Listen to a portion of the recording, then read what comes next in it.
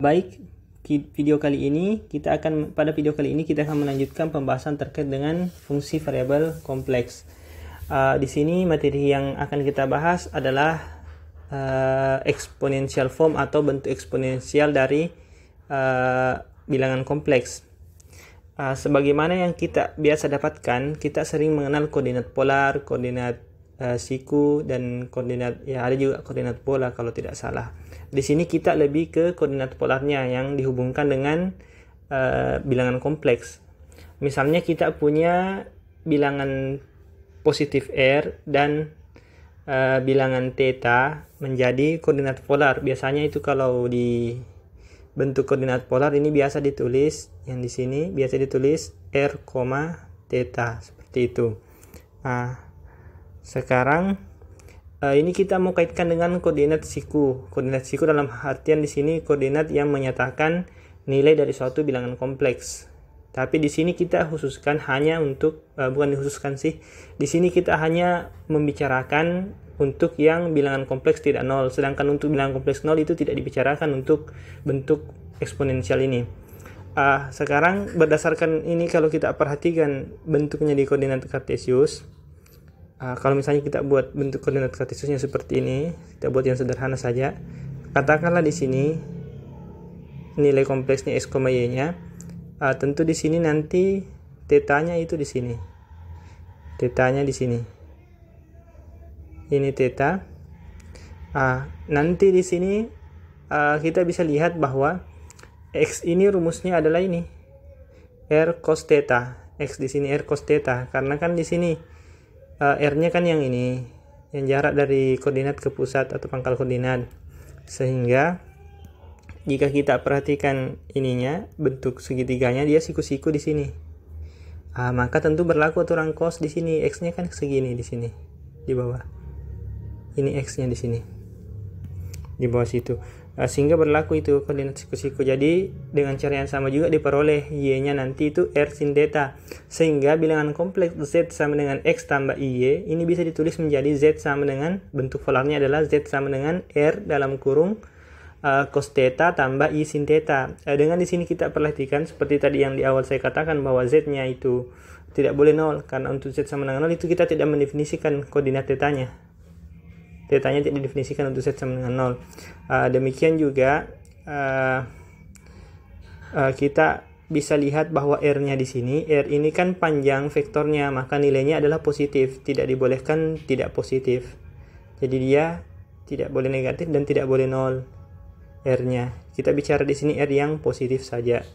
Dan biasanya R itu kan panjang vektor, berarti bisa kita katakan modulus dari Z sebagaimana pada pembahasan sebelumnya. Selanjutnya, bilangan real theta sendiri ini kan biasanya dinyatakan dalam bentuk derajat. Di sini kita mengukurnya itu pakai radians.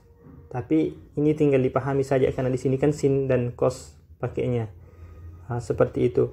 Kemudian ketika kita ingin menentukan tetanya, kalau untuk menentukan R-nya kan bisa dengan modulus Z. Sekarang tinggal tetanya bagaimana? Tetanya itu bisa ditentukan dengan aturan ini, tangens. Mengapa? Tangens kan rumusnya sin per cos. Sedangkan sin-nya di sini ada ininya, ada terkait dengan y sini. Sin-nya itu y per r, sedangkan cos-nya itu x per r, sehingga tangensnya adalah y per x. Tentu dengan tetap memperhatikan, kita bisa menentukan theta ini dengan selalu memperhatikan di kuadran keberapa terletak ini. Di kuadran berapa terletak ini z-nya, bilangan kompleksnya, untuk menentukan theta. Jadi tidak boleh serta-merta langsung misalnya y per x-nya misalnya 1, langsung kita katakan bahwa theta-nya 45 derajat. Karena itu belum tentu, bisa jadi 1 itu diperoleh dari minus 1/2 akar 2 dibagi minus 1/2 akar 2. Yang artinya dia berada di kuadran ini, kuadran minus-minus berarti di kuadran ini. Kuadran berapa ini? Kuadran ketiga. Jadi kita tidak bisa langsung seperti itu. Makanya dia harus spesifik. Ketika kita pakai rumus tan theta sama dengan y per x, harus diperhatikan kuadrannya seperti itu. Kemudian setiap nilai theta yang memenuhi koordinat polar ini, yang memenuhi bentuk polarnya ini, itu disebut sebagai argumen dari Z. Tentu nilai argumen dari Z ini banyak sekali, tak berhingga banyaknya.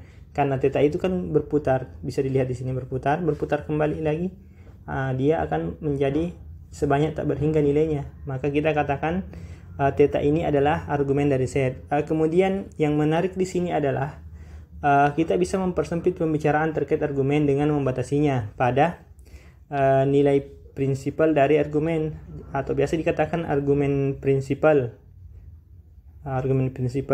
Dia dinotasikan dengan ini kan tadi kalau argumen Z itu ARG, A-nya huruf kecil, huruf bukan kapital. Sedangkan untuk prinsipal argumen itu, argumen prinsipnya itu pakai huruf besar A-nya, argumen Z, dengan catatan theta yang kita maksud untuk argumen prinsipal itu adalah mulai dari minus V sendiri tidak ikut, minus V kurang dari theta kurang atau sama dengan V.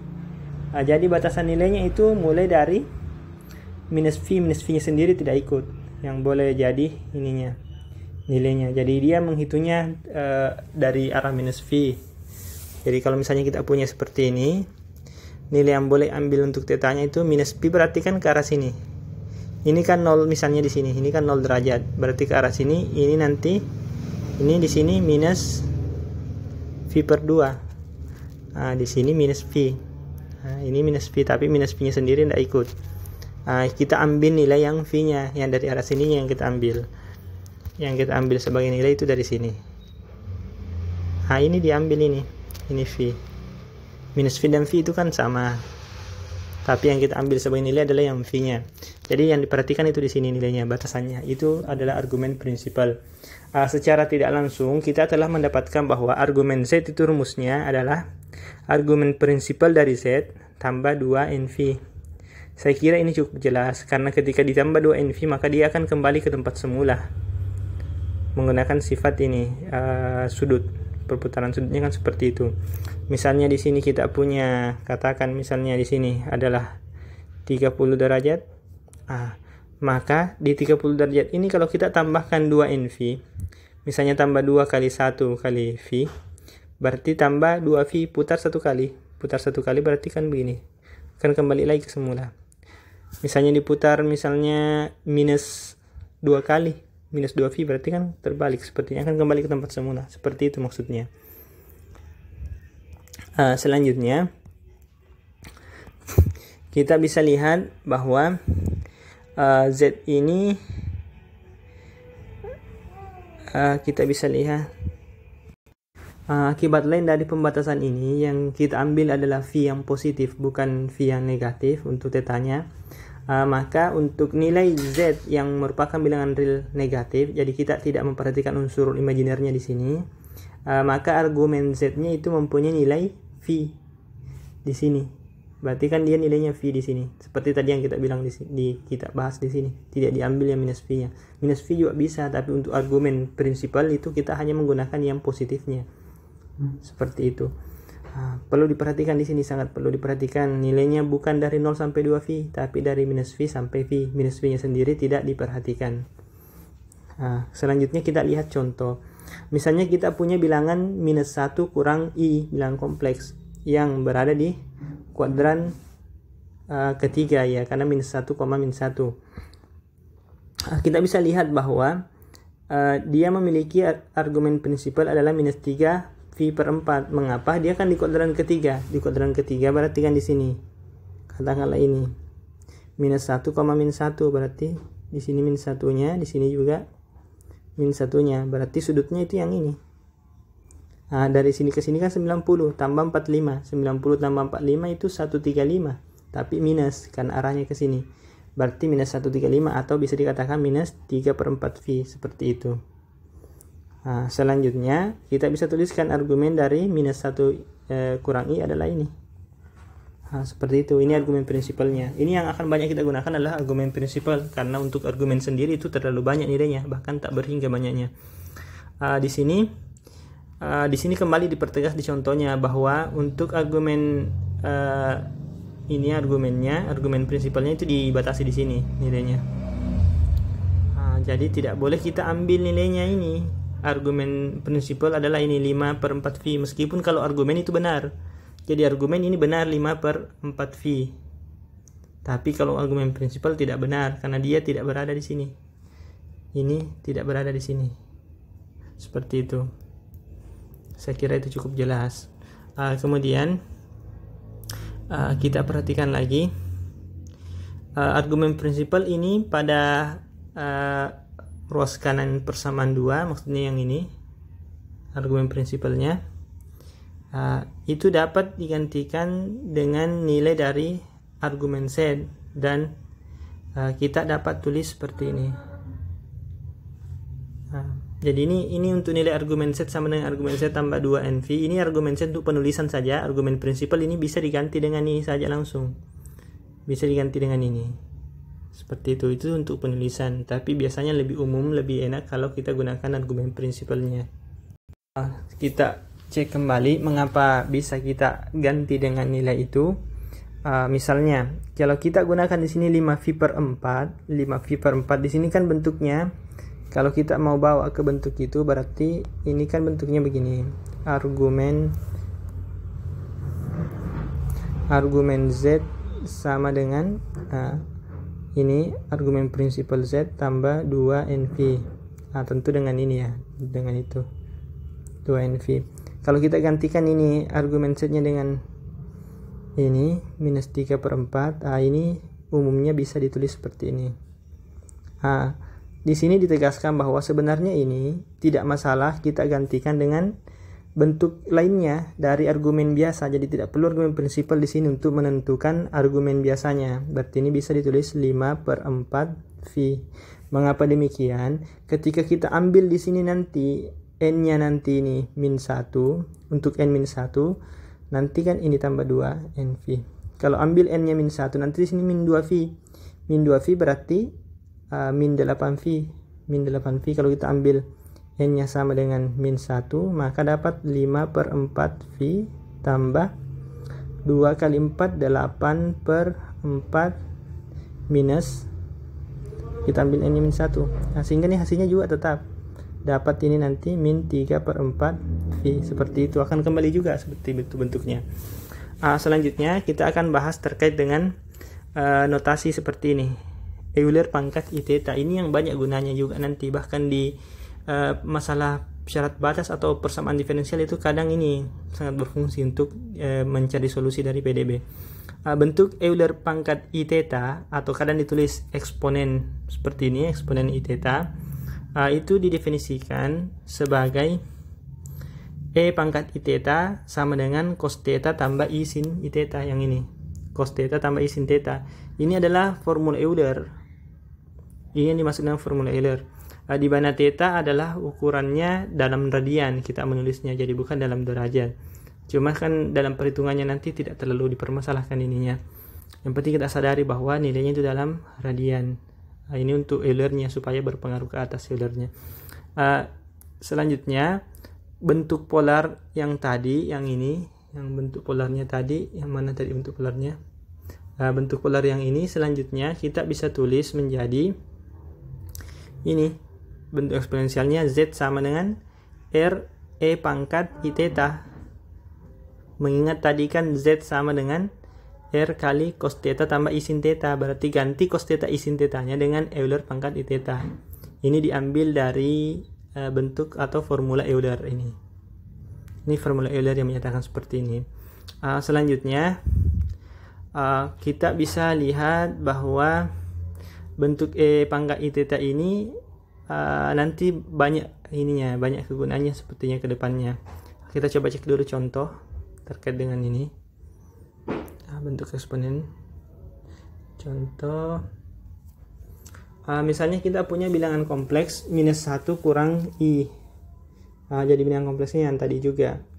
Kita mau bawa ke bentuk eksponensialnya, maka kita tinggal cari R-nya berapa. R-nya adalah modulus Z. Modulus Z itu berarti akar -1 kuadrat tambah -1 kuadrat. Makanya dapat di sini akar 2 ini. Selanjutnya sudutnya itu ini tetanya diambil yang sudutnya. Sudutnya itu ya ini tadi sudutnya -3/4V yang tadi kita dapatkan di argumennya. Argumennya seperti itu. Baik, tentu untuk nilai theta di sini, nilai theta di bentuk eksponensialnya ini, tentu ada tak hingga banyaknya bentuk yang bisa kita buatkan. Ini kan bentuk argumennya kan seperti ini bisa. Argumennya di situ kan tidak tunggal. Meskipun kalau kita buat untuk argumen prinsipal saja tentu tunggal di sini yang bisa diisi, tapi kan tidak ada aturan seperti itu. Kita bisa mengisi dengan argumennya sembarang saja. Makanya di sini isinya tidak tunggal, banyak sekali bahkan tak berhingga banyaknya. Sekarang kita bisa melangkah ke bahasan selanjutnya. Misalnya kita perhatikan untuk persamaan yang keempat, yang Z sama dengan RI theta. Ini Z sama dengan RI theta. Ketika R-nya sama dengan 1, maka kita punya di sini Z sama dengan E pangkat I theta. Seperti itu. Ini memberikan kita gambaran bahwa Z sama dengan E pangkat I theta. Ini kan artinya bilangan kompleks Z ini, kalau kita nyatakan dalam bentuk vektor misalnya, ini ketika tetanya diisi dengan semua kemungkinan akan membentuk lingkaran. Jadi Z sama dengan I theta menyatakan bilangan kompleks yang terletak pada lingkaran dengan pusat di origin atau 0,0 dan jari-jarinya itu 1. Jari-jarinya 1 ya. Seperti ini gambarnya. Seperti yang di bawah ini gambarnya. Jadi kita bisa lihat di sini jari-jarinya 1 vektornya. Jadi kalau tetanya dari bentuk ini kita sudah bisa lihat bahwa untuk bilangan real minus 1 berarti di sini ya, berarti kan ini tetanya adalah phi.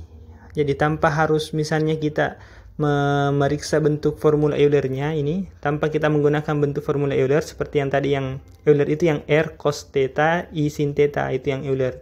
Tanpa menggunakan Euler ini, kita bisa melihat dari gambar langsung bahwa kalau kita menginginkan letak bilangan kompleksnya di min 1, bilangan real min 1, itu berarti bentuknya adalah E pangkat I phi. Sedangkan jika menginginkan misalnya minus I berarti di bawah sini, minus I berarti di sini. Kalau kita menginginkan minus I berarti kita tinggal cek. Minus I berarti kan di sini, jari-jarinya 1. Ini 1, ukurannya 1. Berarti di sini nilainya min 1. Maka sudutnya adalah kita hitung dari sini. Seperti ini. Ini sudutnya adalah min phi per 2. Makanya di sini bentuknya seperti ini. E pangkat minus I phi per 2 itu minus I. Kalau mau menginginkan misalnya nilainya 1 berarti kan di sini. Ya. 1 di sini. Ini nilainya 1, berarti kita bisa periksa dari gambar. Kita bisa lihat dari gambarnya. Maka nilai tetanya itu bisa minus 4 phi, bisa juga 2 phi. Bisa juga 0. 0 bisa ya. Kita tadi tidak mendefinisikan di 0 atau bagaimana? Phi-nya tadi bisa 0. Kalau tidak salah phi-nya tidak masalah, tetanya 0. Tetanya 0 tidak masalah. Berarti boleh 0 di situ. Di sini tapi ini untuk memperlihatkan pergerakan sudutnya maka dipilih 2 phi atau minus 4 phi ya. Jadi yang jelas dia pakai argumen di sini, bukan argumen prinsipal, seperti itu. Selanjutnya dari hasil ini kita bisa menyimpulkan bahwa itu tadi untuk jari-jarinya 1. Sekarang kalau kita buat secara umum maka kita bisa mengatakan bahwa bentuk Z sama dengan R kapital E pangkat I theta, di mana tetanya itu kita ambil ini untuk mempermudah penulisan. Tetanya kita ambil dari 0 sampai 2 phi, berarti membentuk satu lingkaran ya, udah salah, supaya dibatasi. Ini adalah bentuk persamaan parametrik, bentuk parametrik dari persamaan lingkaran yang merupakan representasi dari ini, modulus Z sama dengan R. Modulus Z sama dengan R artinya kan semua bilangan kompleks Z yang jaraknya terhadap pangkal koordinat itu adalah R. Seperti itu. Jadi kalau misalnya kita gambarkan ini seperti ini kurang lebih gambarnya. Ini semua kemungkinan. Kita buat lingkarannya gimana ya? Ini misalnya. Ini kemudian kita buat koordinatnya.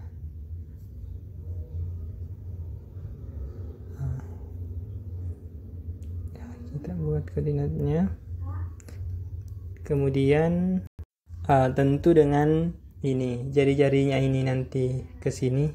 Tadi kan 1, ini jari-jarinya nanti R.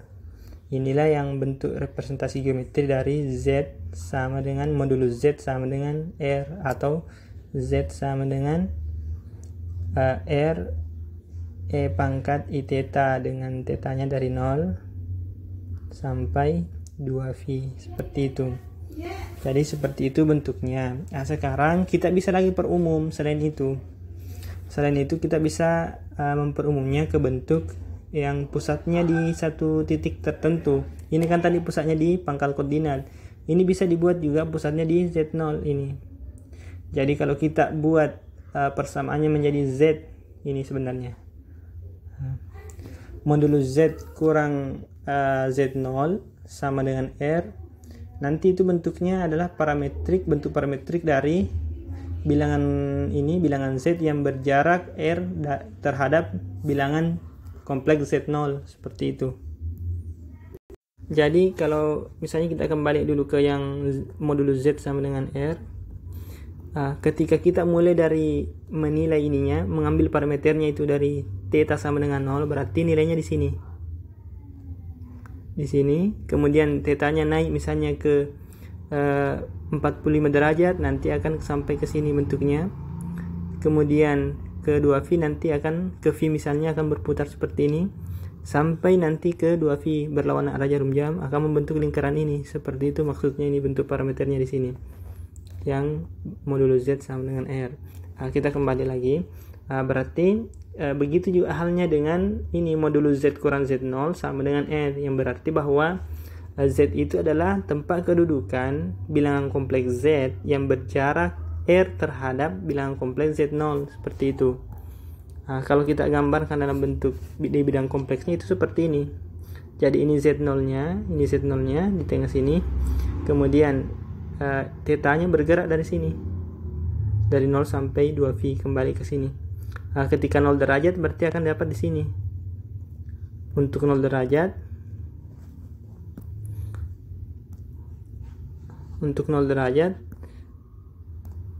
maka tetanya nanti mana ya? Oh, ini tadi. Untuk 0 derajat nanti tetanya di sebelah sini. Untuk 45 derajat tetanya sebelah sini. 90 derajat tetanya nanti di sini. Ukuran ininya, titik Z-nya di sini. Sampainya nanti kembali seperti yang tadi di sini, yang pusatnya 0,0 itu sampai kembali ke sini bentuknya. Jadi mutarnya berlawanan arah jarum jam seperti ini. Seperti itu. Ini kita bisa lihat Z, ini kan bentuknya selalu Z dikurangi Z0, kan hasilnya ini vektornya. Kalau kita pindahkan misalnya di sebelah sini, saya pakai warna merah misalnya, ini Z yang ini misalnya dikurangi dengan Z0 di sini. Tentu hasilnya adalah yang ini. Saya ambil yang warna ungu misalnya, hasilnya tentu yang di sini. Seperti itu selalu berlaku bentuknya secara geometris, dan kita bisa lihat secara vektoris seperti itu modelnya. Saya kira seperti itu untuk bentuk eksponensial dan digambarkan dalam bentuk geometris.